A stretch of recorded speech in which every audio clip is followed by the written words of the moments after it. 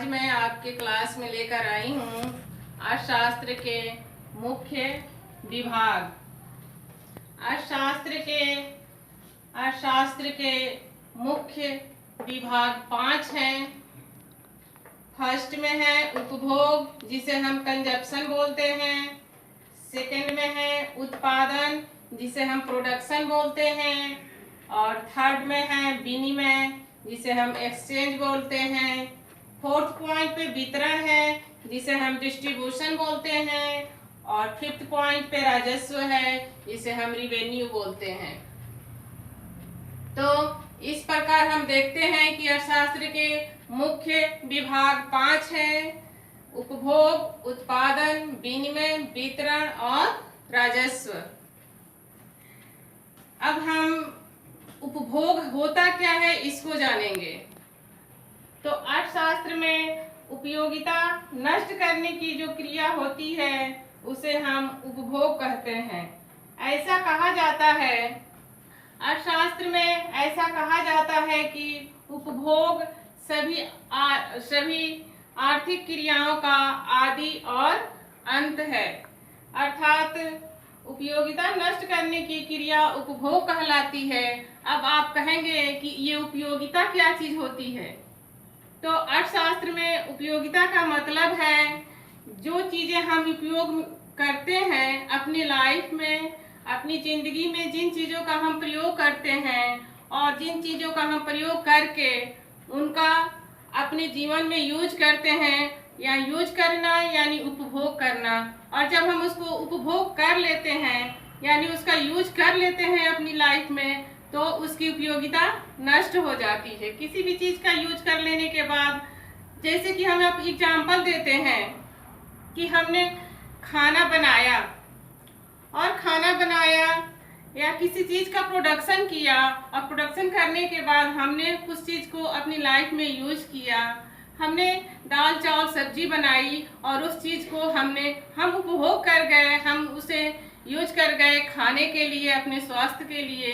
तो उसकी उपयोगिता उसके बाद नष्ट हो जाती है, और इस नष्ट हुए उपयोगिता को ही हम अर्थशास्त्र में उपयोगिता कहते हैं। और इस प्रकार उपयोगिता नष्ट करने की क्रिया ही उपभोग का आदि और अंत है। तो इस तरह से हमने देखा कि उपभोग का डिफिनीशन काफी महत्वपूर्ण हो जाता है हमारे लाइफ में। उपयोगिता जो नष्ट हो जाती है तो उसी को ही हम उपभोग कहते हैं।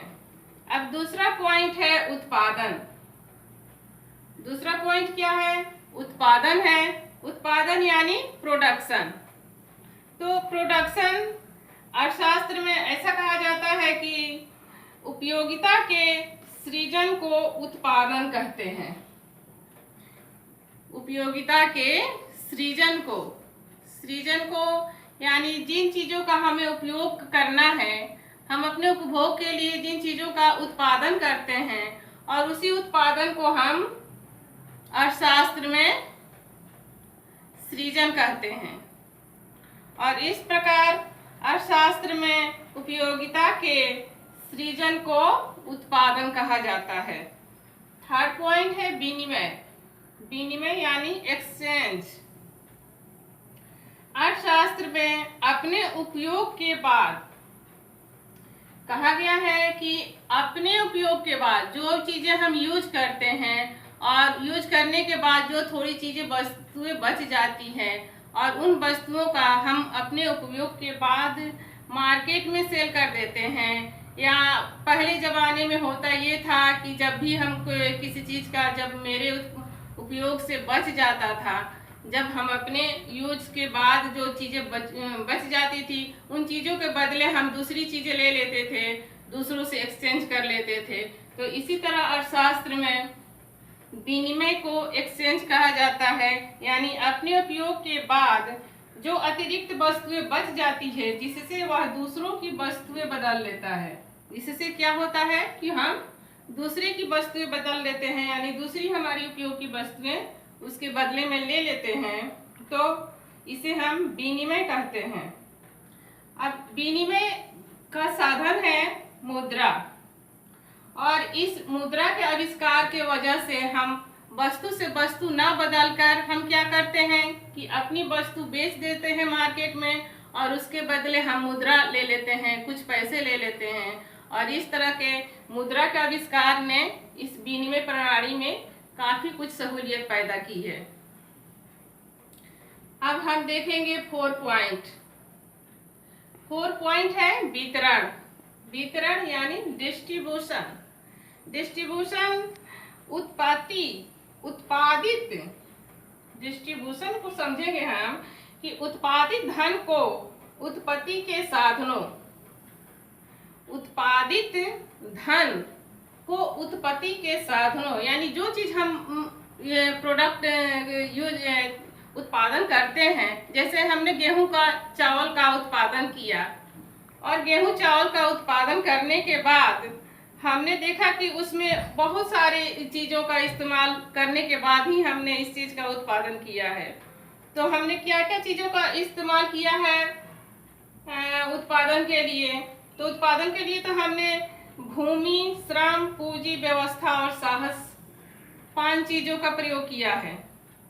किसी भी चीज़ के उत्पादन के लिए हमें क्या क्या चीज़ें चाहिए?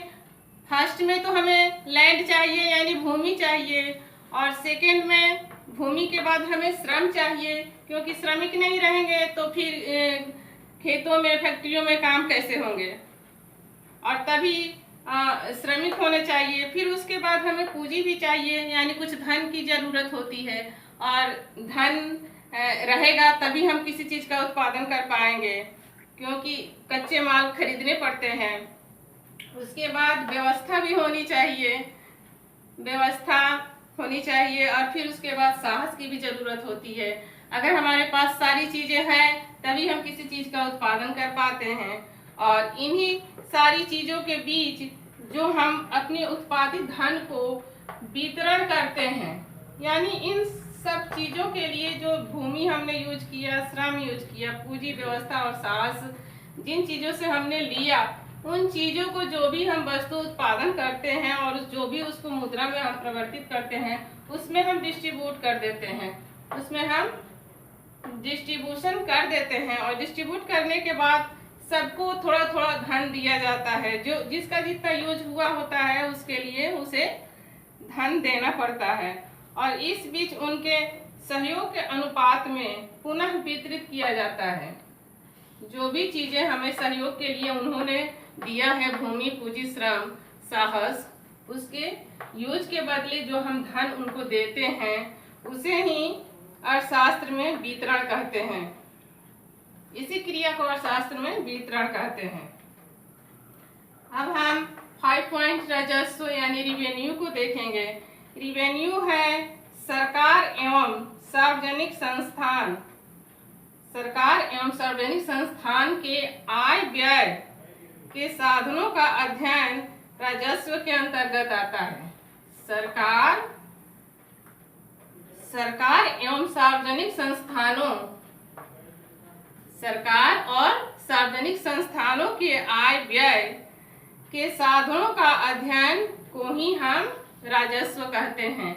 इस प्रकार हमने देखा कि अर्थशास्त्र के मुख्य 5 विभाग हैं: उत्पादन, उत्पादन, विनिमय, वितरण और राजस्व।